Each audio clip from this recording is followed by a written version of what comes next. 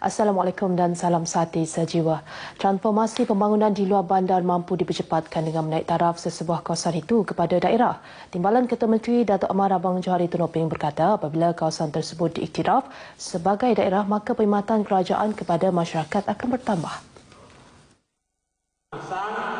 Usaha itu sejajar dengan dasar pembangunan di bawah kepimpinan Ketua Menteri Tan Sri Adnan Satim yang ingin mentransformasikan luar bandar dengan kemudahan infrastruktur sekaligus meningkatkan ekonomi dan pendapatan rakyat. Jelasnya dengan rancangan pembangunan yang telah dirangka, Telang Usan akan menjadi pemangkin transformasi luar bandar di kawasan Baram.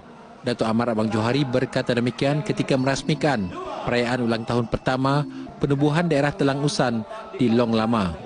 Beliau yang juga Menteri Pelancongan, Kesenian dan Kebudayaan menambah Baram memiliki potensi pelancongan yang menarik serta kaya dengan biodiversitinya.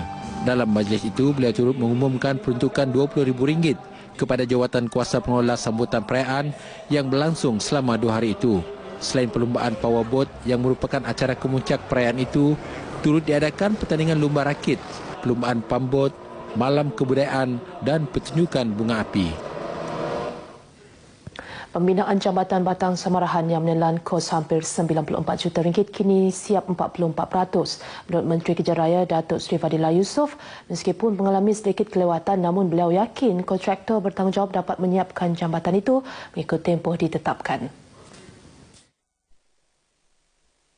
Dan saya yakin walaupun pada masa ini mereka sedikit di belakang jadual disebabkan ada beberapa masalah di tapak, sebahagiannya sudah diselesaikan termasuklah masalah tanah dan some technicalities yang dihadapi oleh pihak kontraktor dalam melaksanakan kerja mereka.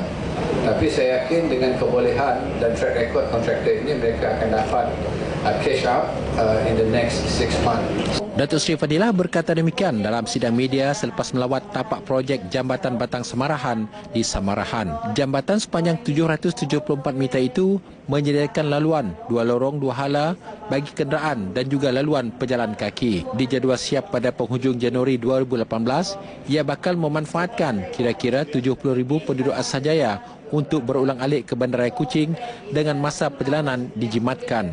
Dalam perkembangan lain, Datuk Seri Fadilah menjelaskan Jambatan Batang Sadung hanya akan dibuka kepada orang ramai selepas 15 hari bulan ini berikutan sedikit penambahbaikan yang perlu dilakukan. Bagi Jambatan Sungai Rimbas di Pusa, Menteri itu memaklumkan setakat ini jambatan itu siap 76.3% berbanding sepatutnya siap 93.5%.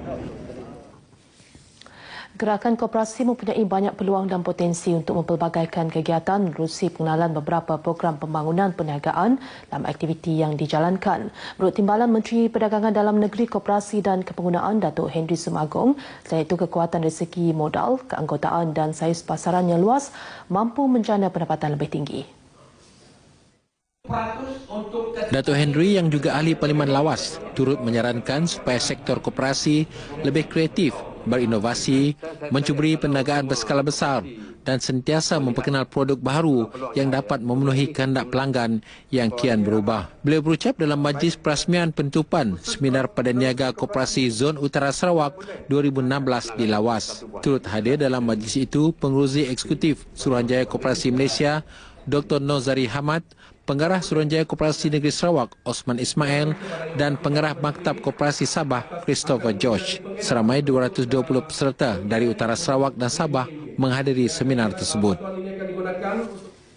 Sementara itu, menurut Pengerusi Eksekutif Suruhanjaya Koperasi Malaysia Dr. Nozari Hamad, gerakan koperasi mampu menyumbang perolehan RM50 bilion kepada keluaran dalam negara kasar KDNK menjelang 2020 bagi 6 bidang keberhasilan aktiviti ekonomi seperti yang digariskan kerajaan. Ini merangkumi bidang perkhidmatan kewangan, pemborongan dan perucitan, pelancongan, penjagaan diri dan kesihatan, pertanian dan industri asas tani, peladangan dan pembangunan hartanah. Beliau berkata negeri Sarawak mempunyai 931 buah koperasi dengan jumlah anggota seramai 329,340 orang bersama jumlah share RM165.5 juta dan aset bernilai RM562.3 juta serta perolehan berjumlah RM227 juta. Ujarnya seminar tersebut bertindak sebagai medium perkongsian maklumat perniagaan serta mewujudkan jalinan kerjasama di antara pihak koperasi dengan syarikat luar.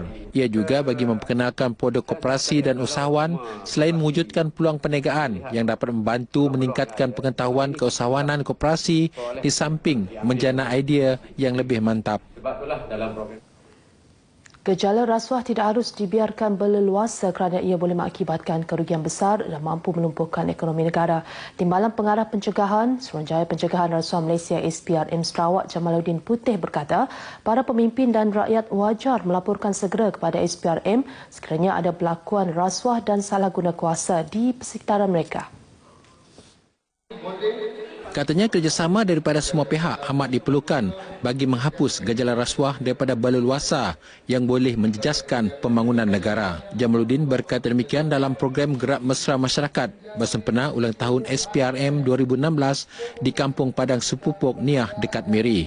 Berucap merasmikan program itu, Ahli Parlimen Sibuti Ahmad Lai Bujang berharap program sedemikian mampu mendekatkan SPRM dengan masyarakat setempat sekaligus mengubah persepsi rakyat berkaitan stigma dalam menyalurkan maklumat yang boleh mendedahkan jenayah rasuah setempat kepada pihak berwajib. Dalam majlis itu, beliau secara simbolik menanam pokok integriti dan menyampaikan hadiah kepada para pemenang pelbagai pertandingan yang dianjurkan dalam program berkenaan.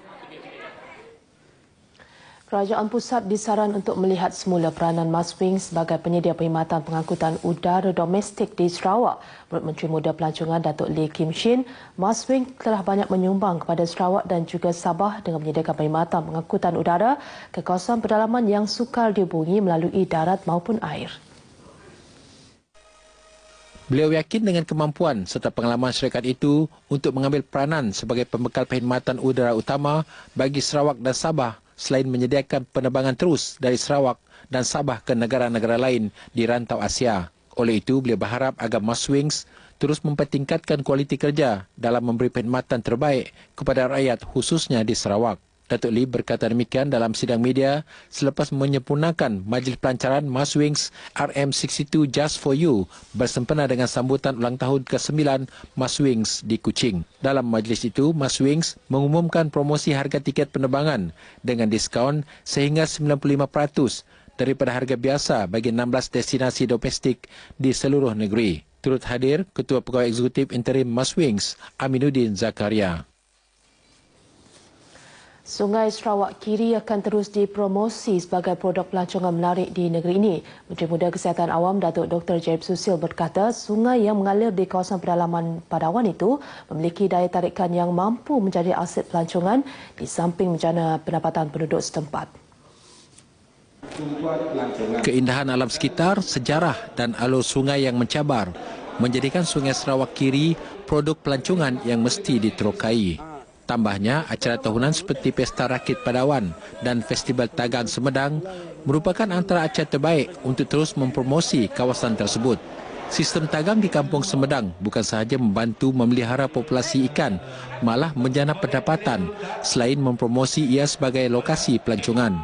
Datuk Dr. Jarib berucap merasmikan Festival Tagang dan Memancing di Kampung Semedang, Padawan. Festival 2 hari itu meliputi pelbagai aktiviti seperti kayak, pertandingan memasak, dart, ratu cantik dan persembahan hiburan. Lebih 600 penunggang motosikal berkuasa tinggi dari seluruh Borneo menggegarkan Bandaraya Miri dalam konvoi berkumpulan bersempena program Bikers Full Moon Party Ride for Brotherhood and Unity semalam.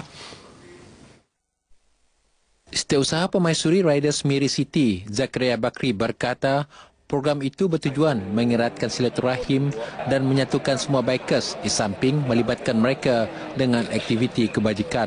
Katanya program itu juga bagi mengumpul dana untuk disalurkan kepada badan-badan kebajikan termasuk salah seorang bikers yang telah meninggal dunia akibat terlibat dalam kemalangan jalan raya. Zakaria ditemui pemberita dalam acara pelepasan konvoi bermotosikal itu yang disempurnakan oleh Ahli Parlimen Sibuti Ahmad Lai Bujang di Bakam dekat Miri. Turut serta dalam konvoi bermotosikal tersebut ialah peserta dari negara Brunei Darussalam, Kota Kinabalu dan Labuan. Bila seterusnya kita balik ke segmen agenda hari ini.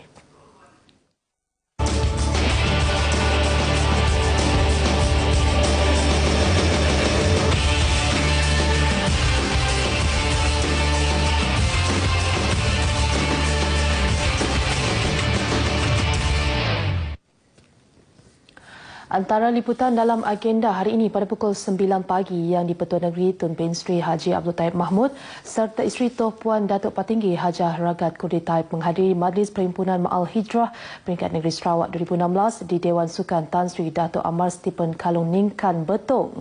Manakala pada pukul 9.30 pagi, Menteri Kebajikan Wanita dan Kesejahteraan Komiti Datuk Fatimah Abdullah menyempurnakan Majlis Penutupan Kejohanan Special Olympics Peringkat Negeri Sarawak keempat di Stadium Bintulu. Dan akhir sekali pada pukul 1 petang, Timbalan Ketua Menteri Tan Sri Datuk Amar Dr. James Jemut Masing menyempurnakan majlis penutupan Pesta Tasik Biru 2016 di Bau. Demikian antara liputan acara dalam agenda hari ini. Untuk berita seterusnya, kembali ke Angkasa Puri bersama Taufik.